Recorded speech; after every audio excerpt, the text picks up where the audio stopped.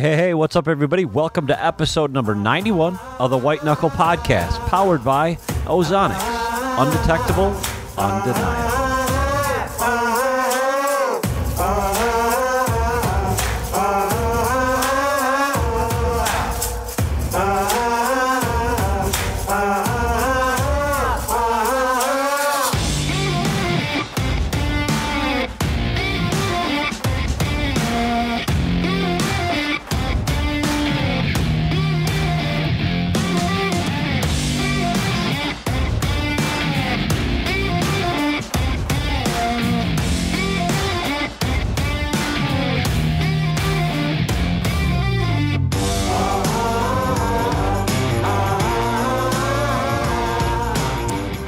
Well, hey, thanks everybody for tuning back into episode number 91 of the White Knuckle Podcast. Today I'm going to be joined by Mr. Shane Simpson, and Shane is a guy that we met through a fellow by the name of Scott Cronin, and Shane doesn't live that terrible far from me. He lives in Minnesota, I'm in Wisconsin, so we're not that far from each other, but I had a great conversation with Shane earlier in the year. Shane has a bloodhound and is a deer tracker, I guess. In addition to that, he has a show called Calling All Turkeys that airs on YouTube. So we got a chance to sit down with Shane and talk about his findings from this year's track jobs and whether he thought what broadheads work better than another and all those kinds of things. Before we get into that part of the show, though, I just want to remind everyone that we're headed off to the ATA show this week. We're going to start our live coverage of the ATA show on Thursday morning, 8 a.m. Central Standard Time. Look for us on Facebook or YouTube or any of the social media outlets that White Knuckle is a part of. We will have coverage of the ATA show there. Some interesting stuff already posted on social media from the D'Acquisto family and some other stuff. So it'll be interesting to see what that week shapes up to be like. I know it's going to be a lot of fun, and we'll be there to bring it to you in a timely manner, as timely as we possibly can. So with that, let's hear from Mr. Shane Simpson. Hey everybody, welcome back to the White Knuckle Podcast. I am again solo today. I guess Todd is on baby duty down there in Iowa, but I have a guest that we had on, I think it was late last summer, and that guest is Shane Simpson. Shane is a deer tracker. He uses his dog Callie. If you haven't seen our posts that we share from his social media site, the Callie Chronicles. He tracks deer here in Wisconsin and wherever it's legal. And he also has a show on YouTube and on his website called Calling All Turkeys. How's it going, Shane? It's pretty good. Thanks for having me on again, Jason. Yeah, no problem. I was anxious to get you back on as soon as I felt like things had slowed down for you, just because selfishly I wanted to hear what you learned over last season. I know last time we talked, we spent some time talking about mechanical versus fixed heads, and that's going to open up a whole nother can of worms and questions. But I guess what's the biggest takeaway you had so far this year tracking deer? I guess the biggest takeaway is I'm still failing to trust my dog. Last year she did so many things that told me that I should trust her more. And going into her second season, she should be more experienced and she should do even better at tracking deer. And that was the case. I mean, if you just look at the big picture, we recovered more deer. Now, some of those were weird circumstances, like the last video I posted where we walked up on the deer as we were going in the track, so we didn't really track that deer. But overall, she was more successful this year. And overall, I still didn't trust her much, and that's because she gave me reasons sometimes not to trust her. I mean, Sure. I would go on a track, and she would take a beeline, and I wouldn't see any sign. And I'd bring her back and restart her, and she'd take that same line, and eventually I would find blood. And so I'm like, well, she was on it all from the get-go. Every time I started her, she went straight to the spot. And So then I take her to a different track, and there's a little bit of snow on the ground, and the deer left some blood, and I start tracking. And after several hundred yards, I bring her back, and obviously we found some blood in the snow and Callie went 180 degrees different where the deer went. And after restarting her, I could not get her to lock onto that deer. And that instances like that, it's easy to give you doubts when you're on a track where there's no snow and there's no blood, and you have to rely solely on the dog. Right. So I did it. I take it you watched the last episode where we found that one that was down the creek, opposite direction where the hunter set it with. That was interesting. On that one there, I wanted to trust Callie, but at the same time, the hunters would tell me that the deer went another direction. So I kind of stopped Callie while I was sitting there talking. You can see in the video, she was kind of wanting to go one way. I'd stop her and say, "Come on, girl, this way." And I thought I was being trustful because I would let her go 700 or 800 yards. I went a long way, so then I'd bring her back and I'd restart. I took that 800-yard walk 3 or 4 times off in that general direction to the east or northeast. And I finally brought her back after I said, if that deer is dead, it's not in that area. I can almost promise you that, because between my eyes and her nose, we covered that area well. But I wanted to go back down the creek the other way, and obviously she was trying to take me there all along. Overall, I guess it's hard to trust her sometimes when she does have those instances where she's obviously on the wrong track. And that could be just she's picked up the wrong deer that thinks that I'm trying to get her to follow a different deer. But I know going into next year, and I'll say this, we'll see how it holds up. I don't care where the hunter says the deer went next year. You just tell me where the deer was standing, and I'm going to let Callie take me in whatever direction she wants to. And if I waste 500 yards of walking in one direction, so be it. I just eliminated that. And then again, it may save me a lot of time from the get-go. Right. I guess the other takeaway. Now, I think I told you at the beginning of track season, before track season started, when we had the last podcast, that we'll see how these trends continue going into this season. One trend I saw that seemed to change a little bit was the amount of non-recoveries for mechanicals. The mechanicals gained some ground this year. Last year it was horrific, the amount of non-recoveries for deer shot with mechanicals that I tracked versus the ones with fixed. The fixed had like a recovery rate of 70 or more percent, where a mechanical might have a recovery of 30 or 40%. I can't remember off the top of my head. Well, this year they seemed to gain ground, and they weren't far apart from each other. I think the fixed blades had a slight lead in recovery rate. And then again, this is only 2 seasons of data, and this really, I don't know how scientific it is. It just gives you some information to ponder, I guess.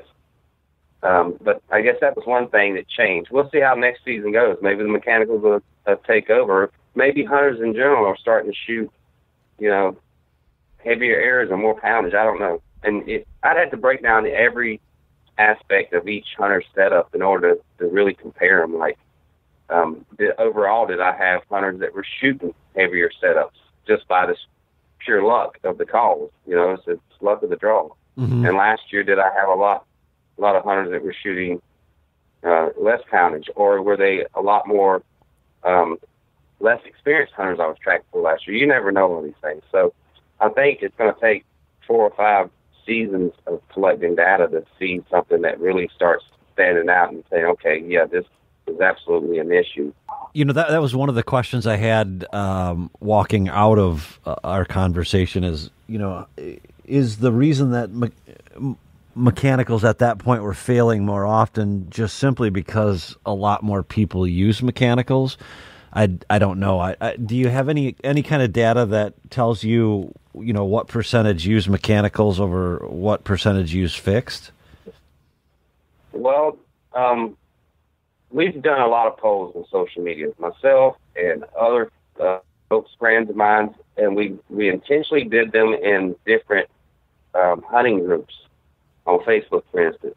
Sure. Some from the South, some from the Southeast, some from the Northeast, some from the Midwest, because I'm sure there's a possibility of a certain type being more popular in certain locations of the country. Just like camo is more, different types of patterns. Mossy oak is popular down south, where I think real tree is probably a little more popular in the Midwest. Mm-hmm. So it's just the preference of the geographic location.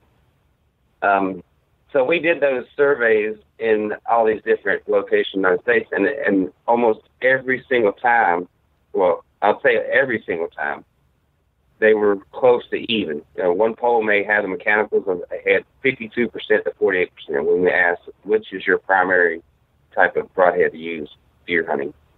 And then another one would be the opposite, 52% fixed, 48% mechanical. And then some of them are just like 50-50. And we're talking total thousands of replies. And so I think that was a good analysis that overall the deer hunters in this country are at least 50-50 in the type of heads they use.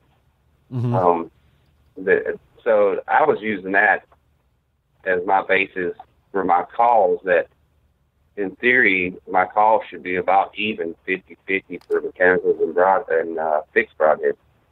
Now I've had some people tell me that they don't agree with those polling numbers, that they for instance, they work in an archery shop and they sell far more mechanicals than they do fixed. I don't know how sales would really relate to what you're using. Mechanical, I think most people use them one time and throw them away, where a fixed you might reuse. I know I've used my fixed broadheads multiple times. I've got one that I've shot 2 deer with, another one I've shot a couple deer and a turkey with. As long as they're sharp and straight, then I'll keep using them. So I don't know how well that dictates. But at any rate, let me see if I can pull up some data here. I can't remember. I think it was about 50-50 in the number of calls this season. The number of mechanical was about 55%. So you're looking at just a little more than half. So, I mean, it's still along the lines of what I think most hunters are using. Half of them are using fixed and half of them are using mechanicals. So no surprise there. But last year, I think it was a lot more mechanicals last year. And so I'd have to pull that data up. But anyway. Really, it sounds like there's not any great, extreme, huge difference between mechanicals and fixed blades, correct? Is that basically what I'm hearing you say? What I'm saying is, as far as the number the people using them is about even. I think the biggest factor in recovery overall is penetration. And I think a mechanical head really hurts your odds of getting a pass through, no matter where it's hitting the body. The biggest portion or the biggest area to avoid on a deer when shooting mechanical is the shoulder, obviously. That seemed to be the biggest, the largest volume of calls was a hunter shooting in the shoulder with a mechanical, and they got 8 or 10 inches of penetration, and then they lost blood. They had blood go up. In those types of situations, it's not only did you not get a pass through, but the shot location is important there also. A lot of times those shots were high in the shoulder. Sure. And so the spine drops real low right there, so they weren't hitting anything but meat anyway. There's a lot of people that, I got at least one lung, but deer are tough. Even if you got one lung, the deer can go a long ways, and sometimes on some occasions can survive that. Sure. Yeah, I think we have a veterinarian on our pro staff that I did a podcast with, and I mean they on rare occasions they can survive a one lung hit. Yeah. I think like I said, the biggest success for Callie and myself for recovery wise was on pass-throughs. On deer with pass-throughs, we had a recovery rate of 76% this past season. On deer with not a complete pass-through, we had a recovery rate of 12%. Wow. And that doesn't mean those deer didn't die.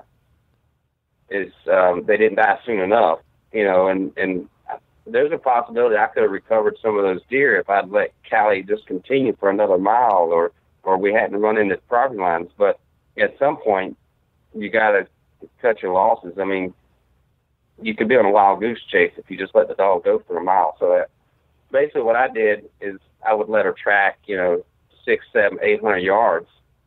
Then I'll bring her back and restart her and see if she takes the same course or takes a different one. And basically I'm kind of grid searching, but in a more efficient manner. I'm letting her take me a direct route. So either the deer weren't dead or they didn't die soon enough that they were recovering within a reasonable distance.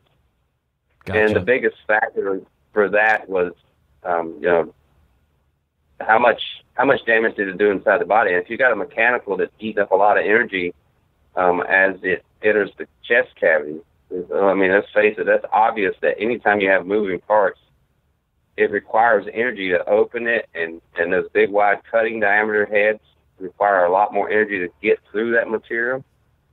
And, I'm not saying that mechanicals are bad overall. I think they're bad when you get too big of a cutting head. That's where it starts hurting you.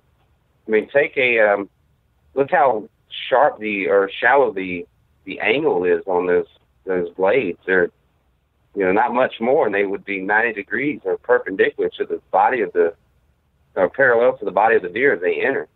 Right. And you try pushing that through the hide and muscle and bone, it's going to eat up a lot of energy. It takes a lot of kinetic energy to put it through there, I would imagine, and then factor in a bone or two, and let's face it, there's a high probability that you're going to run into something on that pass through. Now, I've shot mechanicals and I've shot fixed blades, and I've had really good luck with both. I switched to the QAD, the Exodus head, here a couple of years ago, and I loved that. And I think that, for me at least, I think, there's value to both of them. But I guess let me ask you this. Would it be fair to say that if you want to stack the deck in your favor, in terms of covering all your bases, would you say that you would shoot a mechanical or would you shoot a fixed? I would shoot a fixed, and that's what I shoot. And I've shot mechanicals. I've killed 4 deer with mechanicals. Mm-hmm. And every deer I shot with a mechanical, I recovered. But what convinced me to switch from mechanicals was I think I got a pass through on one of the mechanicals I shot. I was hunting from the ground. And even though you see all these pictures of these awesome blood trails, I did not get a pass through on 3 of those deer. The one I did, I didn't have a very good blood trail on it. It's okay. Nothing to be bragging about.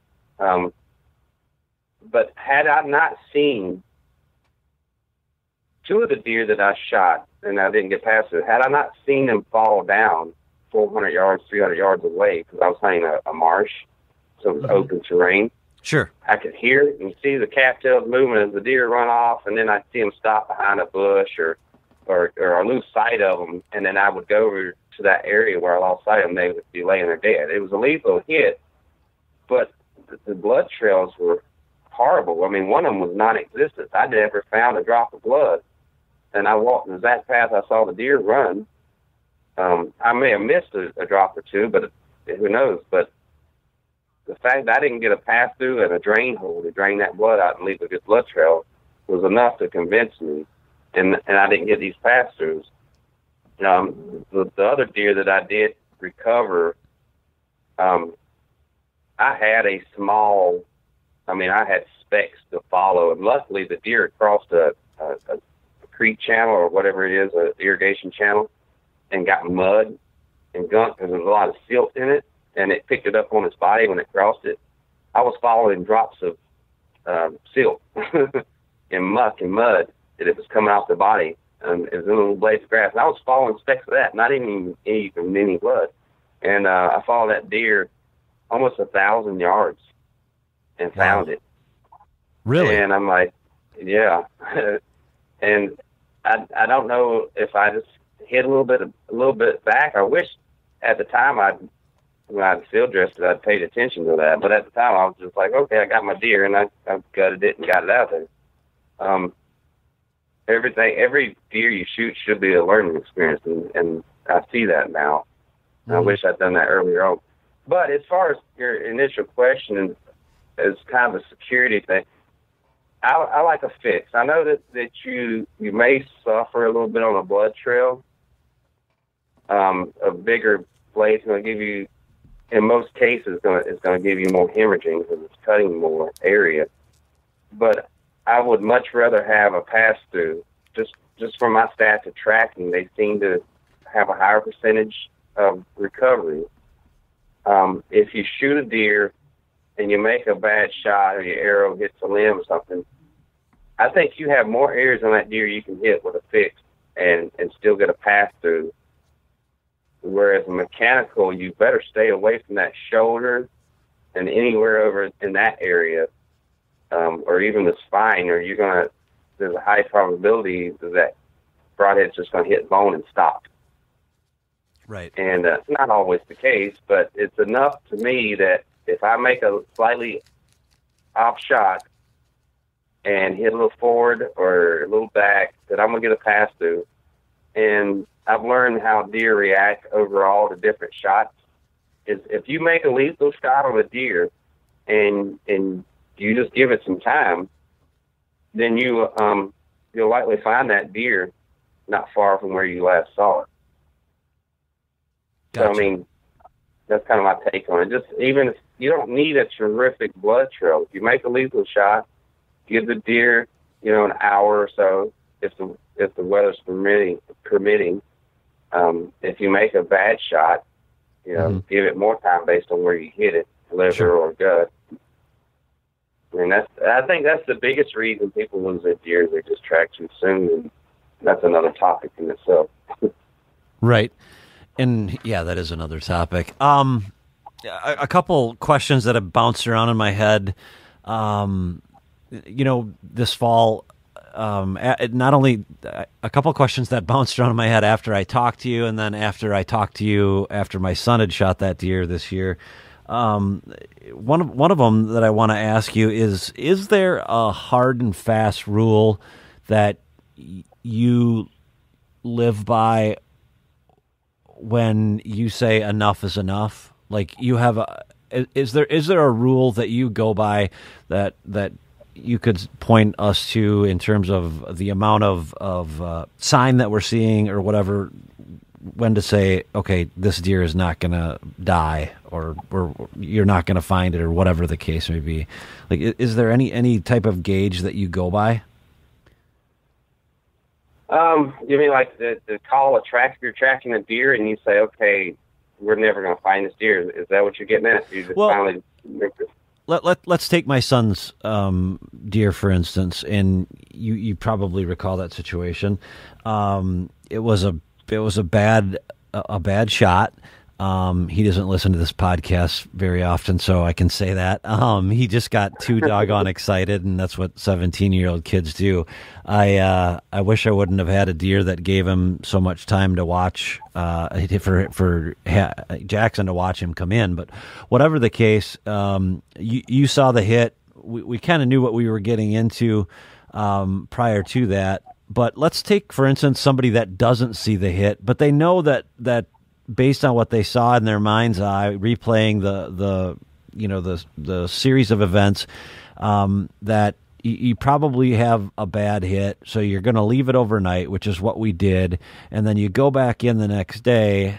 And in Jackson's deer's case, we tracked it. Yeah, there was blood. There was a bunch of blood.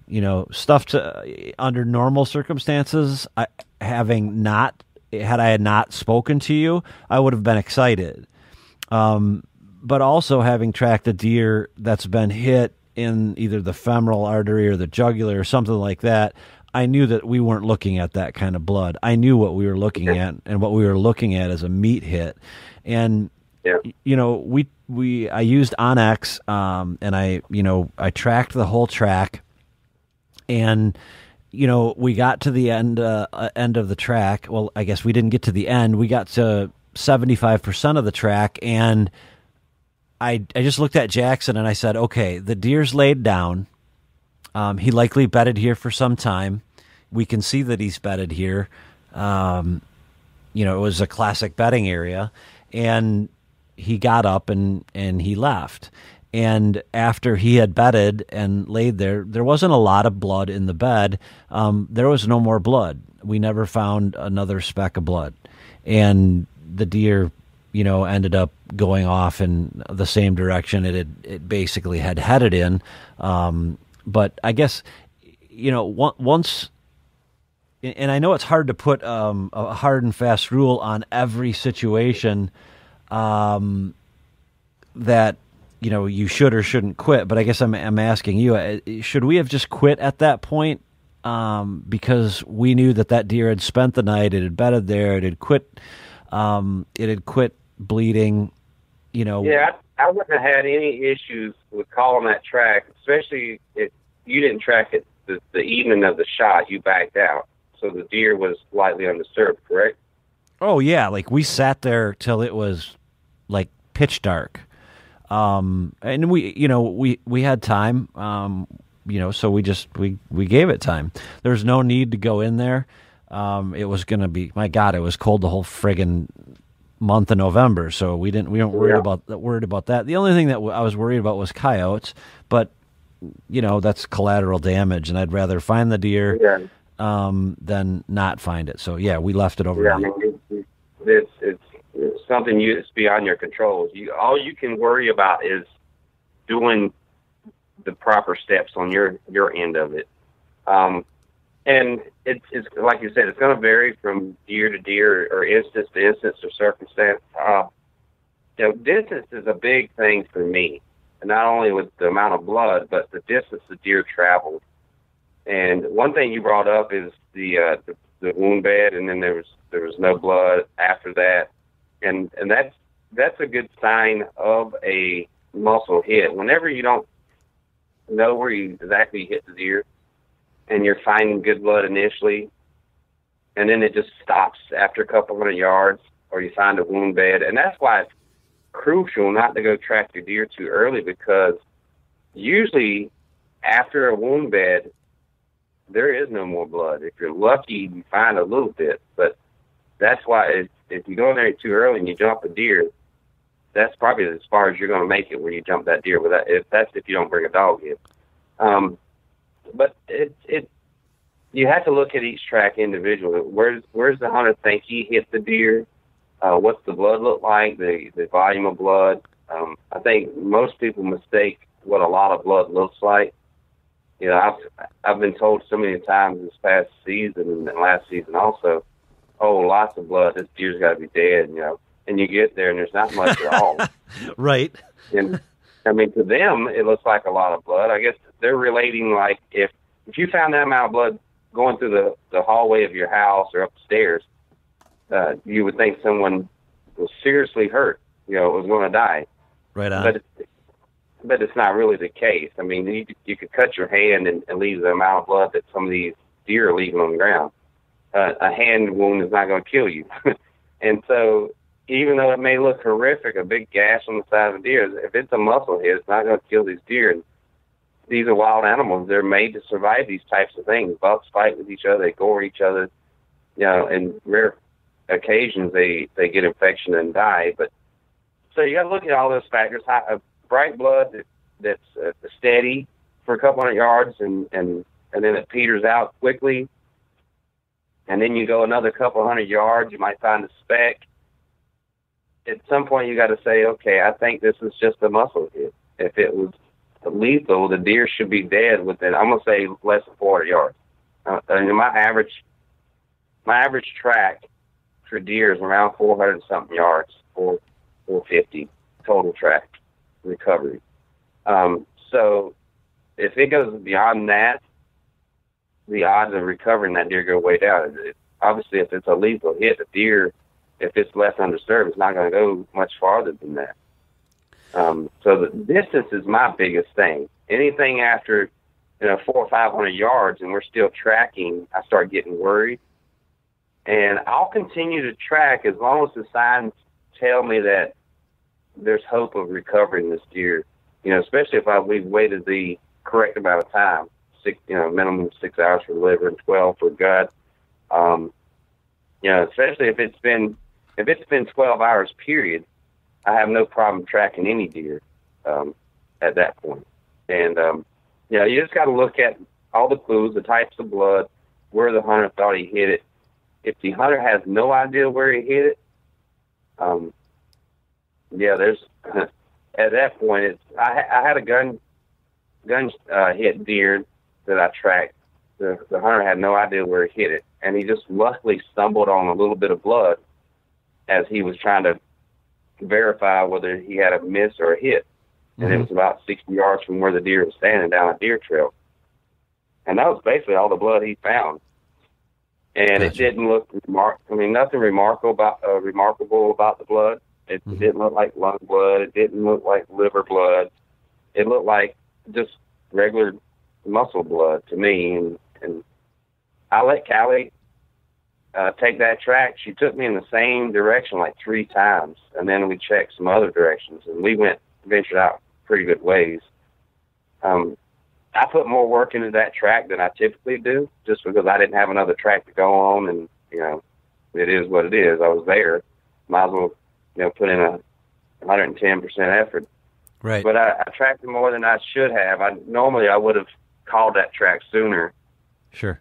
But if you're tracking a deer without a dog, and you get to a considerable amount of distance, 400 or 500 yards, and the blood is just specks, at that point I wouldn't have any problem calling it if the clues tell you that it's probably not a lethal hit. And if you want some peace of mind, get a tracking dog in there. And I've had that happen on a number of occasions. A hunter didn't think the shot was lethal. They started believing that because of the clues they were getting in the distance they tracked. But they wanted to make positively sure that the deer was not dead, and so they had me come in there. And in a couple of those cases, the deer was seen on trail camera later. So they were happy with the results, I guess, even though their ultimate goal was to harvest that animal. They were happy that it survived.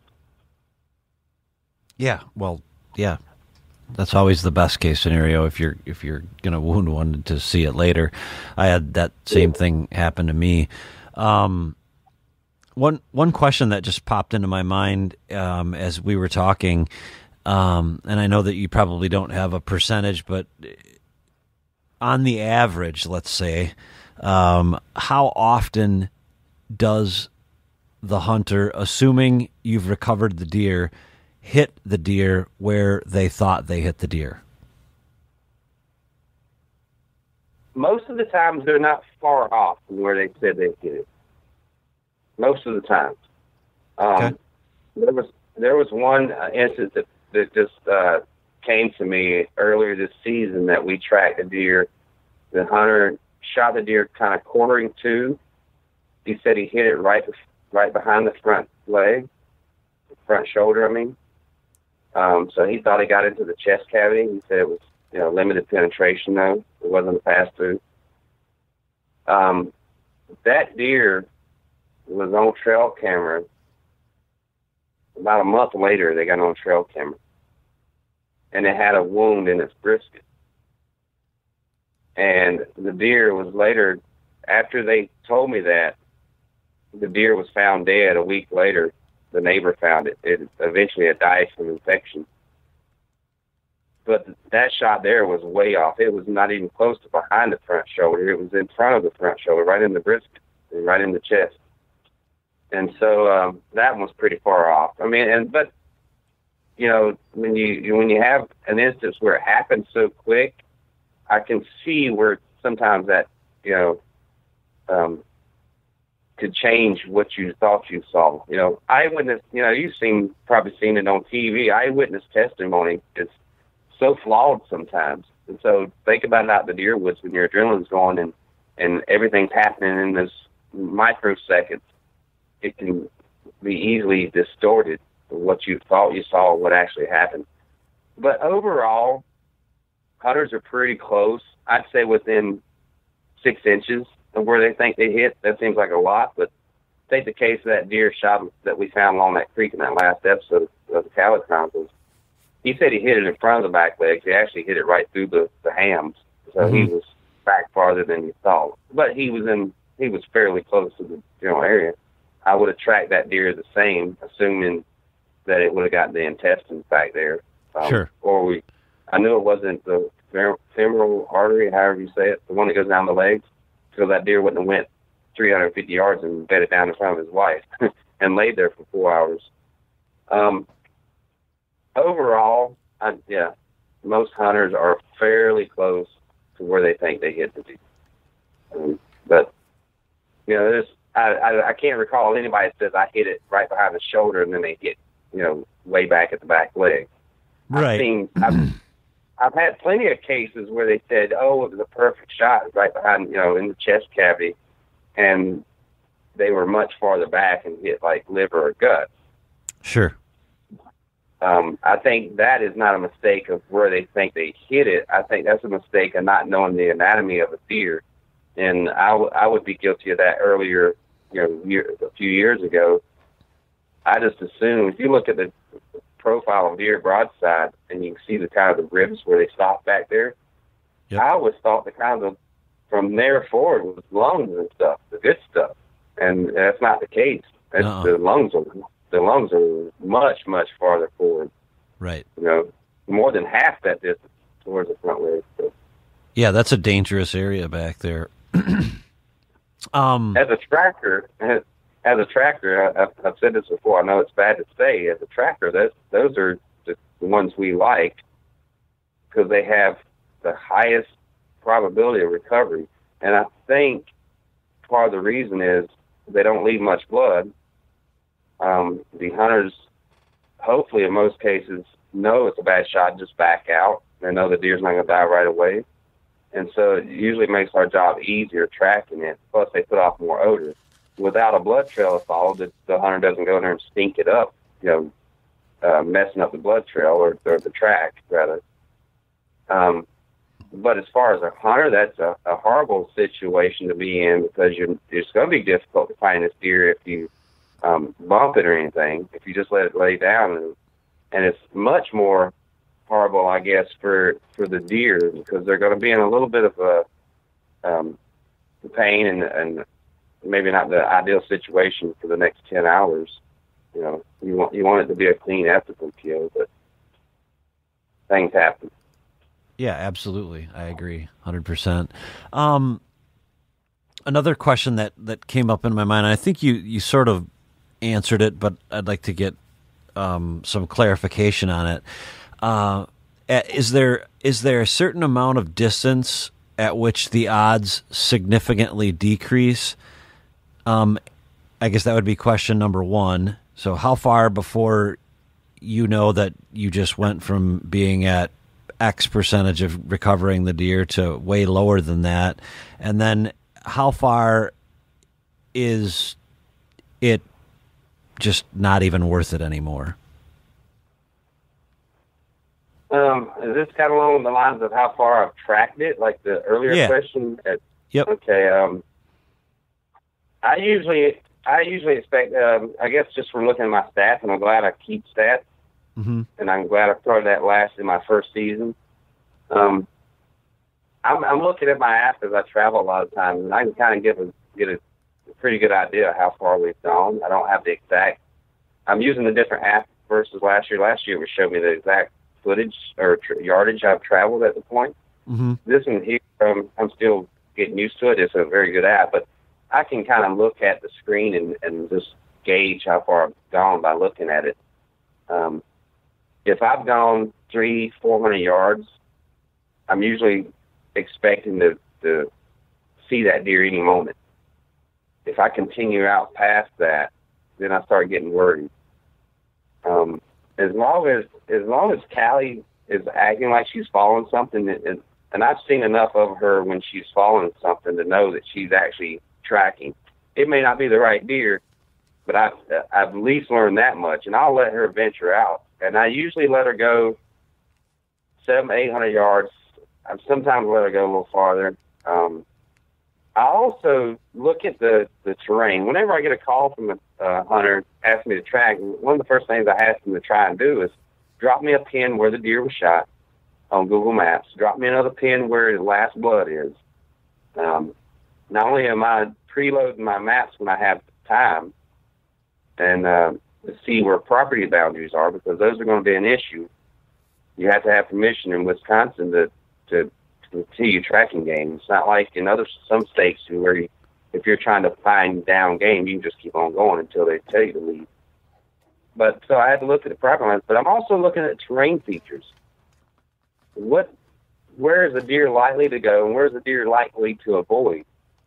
And if I'm with Callie tracking and I see one of those areas coming up, and I get to that point, and I finally decide, okay, this deer obviously wouldn't have continued in this direction. It wouldn't have gone in this because of what's ahead. And those things, that doesn't happen often, but there are instances where, a deer didn't go that way. Like the case, one of the more recent tracks, the swamp that was semi-frozen. It was so difficult for me to walk through there, and Callie too. You take a few steps, and then you bust through some weak ice, and there was mud underneath and water.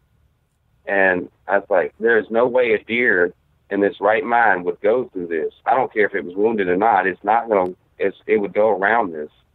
And so those are kind of areas that Callie was trying to take me for whatever reason. Maybe it was some old deer scent, or maybe it was a raccoon. I don't know. That I just marked off and said the deer wouldn't have went this way. Right. So I can exclude those as far as distance. If it had only been 200 yards and we hit one of the spots, I'd say, okay, I'm not tracking any farther in this direction. I'm going to restart it. It's hard to say with any. I'm sitting here looking at my spreadsheet right now, these recoveries, these total lengths. It's 200 yards, 145, 150, 1,100, 200, 220, 580, 175, 1,100, 320, 270. I think some of my averages are skewed by a couple of these long tracks, and I probably should omit those two really long tracks over 1,100 yards and and the average distance would probably come down quite a bit. Sure. But it varies so much. It's dependent on each situation, the signs, where the hunter thought he hit the deer, the terrain up ahead, how's Callie acting. It's hard to put the finger on exactly what to look for. But if I could narrow it down, I know I've been talking for a long time here, but if I could narrow it down, if I was tracking a deer without a dog, and I tracked 400 or 500 yards, and it got into specks of blood, or I'd been following a deer trail without blood for a little bit, and I found maybe one little speck or something, or a deer track in the dirt, it's getting to the point that, that you're likely not going to find this deer. It gets farther than that. Right, yeah, and I think there's definitely value, and I'm not trying to discourage anyone by asking the question from tracking their deer farther. I mean, by all means, if there's stuff to track. If you're at 6 miles and you still have blood, well, I guess you need to keep going. Are you going to find that deer? I'm gonna go with the odds of no, but. Well, I would have stopped well before 6 miles. If that deer's still going, right. That deer's going to go. If it's still bleeding at 6 miles, something's wrong with its plotting ability. Right. But I mean, just for the sake of not deterring anyone from keeping going. I mean, if there's still blood, keep going. Exactly. I mean, you should make every effort to recover that deer if you believe it was a lethal shot, and even if you believe it wasn't a lethal shot, at least do your due diligence to search for that deer and confirm that it wasn't a lethal shot. Yeah, in the case of my son's deer again, I'll go back to that as a good example. I had the benefit of having, good solid video where I could see exactly what had happened. I sent it to you. You could see pretty much what happened, and we were able to go from there. So going into that track, I knew that there was a large probability that we were not going to find that deer. However, if we got there and, somebody threw a 5-gallon bucket worth of blood within, 40 yards of where he had shot it, I knew that it was probably an artery hit. That didn't happen. Yeah, and I think we agreed to that when you went in there, you would either find a lot of blood or you would probably find not much at all, and then it would stop, and then you wouldn't find the deer. It was one of those two options, I think. And that's exactly what happened. I mean, there was spots where there was I'm going to call it a lot of blood, like in normal circumstances. Not having had the luxury of having podcasts like this and getting to talk to guys like you, I would have been like, okay, we got something to go on. And I think that's a good thing to make sure that everyone takes away from conversations like this, is that, there can be a large volume of blood to begin with, but at the end of the day, if you have a large volume of blood that dries up after a bed or something like that, and you're at 400 yards and you haven't found the deer and you're out of blood, I think you probably don't have a lethal hit. Would that be safe to say? It's a very good possibility because, I mean, like going back to the large volume of blood, what looks like a large volume of blood, if you could scoop all that up and put it in a bottle, it'd probably only be an ounce or two of blood. I mean, not very much at all. It just looks like a lot more when it's kind of spread out. Imagine a little small bottle of paint. With a brush, you could paint a whole poster or a lot with that little bit of paint. And so that's what the blood's doing. It's covered, and it looks like a large volume. If your deer is truly bleeding a lot, that means there's some serious hemorrhaging going on inside. And when you get to that wound bed, it should be laying there dead, if that's the case. If it got up and moved on, clearly it wasn't bleeding as much as you thought it was. And I'm speaking of the hunter in general. If you think that deer is bleeding a lot, and I'm using air quotes here, the deer shouldn't go very far. If it extends that track out, like in your situation with your son, 400 yards, you find a wound bed, and then very little blood after that. It's probably was just a muscle hit. Muscle hits bleed a lot initially. They may be bright red blood just because there's a lot of oxygen in it, and that's what makes the blood bright. The more oxygen, the brighter it is, and a lot of times people think, oh, that's a good sign, but it could be just muscle blood. Muscles require a lot of oxygen, so the body is pumping a lot of oxygen-rich blood to those muscles to get that deer, out of there after it's been shot. So that's why you're going to find really bright blood, on a muscle hit. Right. But, exactly. Yeah. At that point, I'd be safe if I came in there and that was my deer, and I found what I think you're describing as a typical muscle hit blood, and I found a wound bed, and then not much after that. I think all of us as hunters would be bothered not knowing what happened to that deer. But in my mind, I start thinking, okay, I'm not going to recover this deer. I'm going to go ahead and continue searching longer just to verify that. But I know that there's a very little chance of now recovering that deer, and maybe just toss out some trail cameras and hope to get them on camera just to verify that later. Right. Yeah, exactly. Well, that's all good information, and it's definitely something that you should become well versed in, especially if you're going to do any kind of archery hunting, and definitely it carries over into firearms as well. I don't know how much tracking you did for the firearms season, but I can imagine you did more for the archery season. Yeah, I typically slow down for gun season. I did some this year. I did a few last year, and I don't really keep stats on those as much as I do for archery, and mainly because there's not a lot of interesting stats with a gun, or at least in my opinion. I kept track of what caliber and that sort of thing, but with a gun hunter, they don't get to see the bullet hit the deer. In most cases, they we have a slow arrow we can follow with our eyes most of the time, especially if you use a lighted knot. So we have a good idea where to hit deer. When I go into a gun track, my guess is as good as theirs where they hit it. A lot of times, the only clues you get are the reaction the deer made after the shot, and then maybe some blood, a little bit of blood or hair, if you're lucky. Those tracks are, when I'm going on a track for a deer that was shot with a bow, I've got a lot of information coming my way as I head that way. I'm like, okay, I hit it here, I got this much blood, it went this way, all these different things. And then a gun hunter calls me. I shot this deer at 200 yards, and it looked like it kicked and ran off, but I didn't find any hair or blood. You want to bring your dog out here?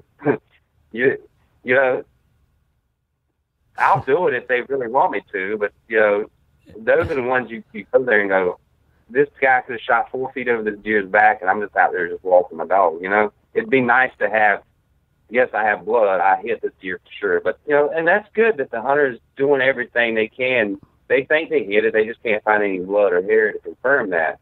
And they're willing to have a dog come out there and pay to have a dog come out there and confirm that this deer was not hit. But it is what it is. I prefer not even track guns just because of that, but I'm not going to turn them down if they really need me. We could go in 100 different directions, but I think we've pretty much covered the basics, and the basics of tracking a deer about the same as the basics of rocket science. Really, when it comes down to it, there's so many variables, but I guess at the end of the day, it is. As much as I say there's so many variables, it is pretty binary. It either is or it isn't a lethal shot. And if it is a lethal shot, I think the takeaway for me in this conversation is you're likely to have found that deer within 400 yards on the average. Yeah, that would be the average. I wouldn't say get 400 yards and quit, but start getting concerned, a little bit of concern if it goes beyond 400 yards. Right. And then I guess just go from there. Yeah. But yep. My biggest takeaway, I guess, that I should have mentioned earlier from this season is that it continues to surprise me from last season also, the toughness of these deer. Deer aren't made to die, apparently. They obviously can survive wounds or injuries that we would think would typically kill any animal, but they just seem to surprise me every time I go on another track. Well, let's talk a little bit about what's next on the horizon for you, and that's probably chasing some turkeys, huh? Oh yeah, I was, my brain had a little switch in there, a toggle switch, and before turkey season ended last year, somebody flipped my switch in my head, and all I could think about was deer. And even though it was the last week of turkey season, and I was still turkey hunting, I couldn't wait for it to actually be over so I could start running trail cameras and just, I don't know, that whole deer thing was in my head, and tracking season was coming up. I was excited about that. I didn't get to hunt a whole lot this season. I should take advantage of the nice weather we're having this week. So this like in the 30s. This is like spring up here, it feels like. Right. I should get out. I mean, there's still some season left. But my toggle switch, apparently got switched back to turkey during deer season, and in the last 3 or 4 weeks or more, that's been on my mind heavily. And I think part of the reason is Florida, you have to apply for some of those hunts down there, and their application period's in November, so that kind of probably started the trigger or started the toggle switch going the other direction. All I can think about is turkey hunting now. I'm kind of wore out from tracking. That, to be honest, that's hard on me. I mean, I can cover miles in a day behind that dog, and so it's not, when you do 30 some odd tracks, 35, 36 tracks, whatever it is. You're driving a long way sometimes. Sometimes it's not that far, but hilly terrain or just nasty stuff that that it ain't like a stroll down the sidewalk, that's for sure. That'll take a toll on you. That's hunting hard right there. But yeah, I'm looking forward to turkey season. I've already started making my plans. I'm kind of doing something different this year. Normally I create, and my show is kind of a near real time or semi-live, I guess you'd call it. Kind of like the Callie Chronicles. I go turkey hunting in, say, Florida, for instance. And hopefully within 3 or 4 days of that hunt, I create an episode and try to polish it up so it's not so boring for someone to watch, and post it on YouTube. And I'll create an episode for each state I go to, for instance. Sometimes I had to split it into 2 parts if we do a lot of hunting or kill a lot of turkeys. So if I hunt 8 states, there may be 8 to 10 episodes if I had to split any up, for instance.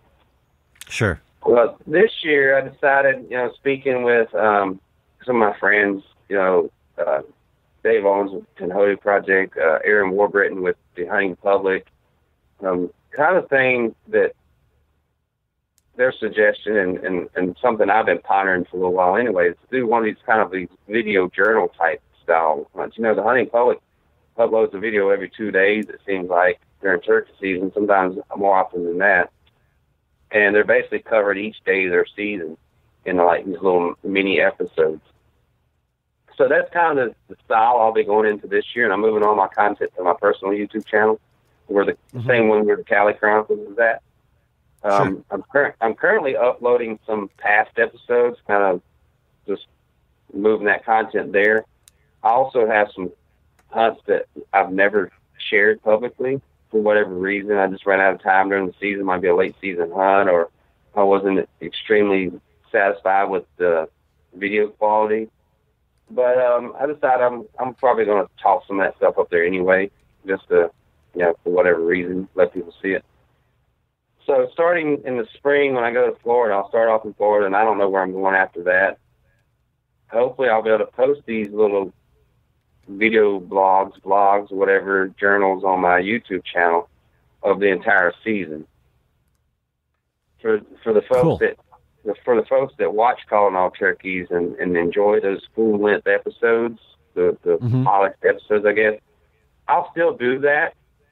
But I won't do that till after the season. I'll take, maybe I had 5 days in Florida and there were 5 videos that were posted to my YouTube channel. I'll take those 5 and re-edit them and polish them up a little bit and make one full-length episode, and maybe add some scenes not seen, because I'll have time during the summer to add in other scenes, stuff that's interesting, I think, that the viewers would like. And I'll upload those fully polished episodes, 8 or 9 or whatever it ends up being, in January and February of 2020. So you'll get to follow along as the season goes, and then you'll get your full episodes again for the people that enjoy seeing those in January and February, leading up to the next turkey season. So that's where we're at right now. My head's in turkey, and that's what I'm looking forward to right now. Good deal. So if you could just recap for us, we can find the Callie Chronicles on your personal YouTube page. Is that correct? Yeah, if you and you can find Calling All Turkeys there also. And like I said, I'm starting to add and you can go to callingallturkeys.com to find my turkey content also. But if you go to youtube.com and just search up Shane Simpson, you'll see mine's the top result. It's a picture of me with a deer being pulled behind my kayak that I shot. She's got a little life jacket on. But that's the profile picture for my YouTube channel, and that's easy to find. Okay. All right. And that should pretty much take care of everything that you're going to do then, right? Yeah. It's going to be Callie Chronicles. There's some deer hunting on there as well, and there's links also on my YouTube channel in the video descriptions to my other social media outlets. There's a link to my website. There's a link to my Facebook pages, Instagram, that sort of thing. So if you just go to YouTube and search me, you'll have a way to link up to all my other avenues. Well, there you have it. My conversation with Mr. Shane Simpson. Shane, thanks so much for doing the show yet again.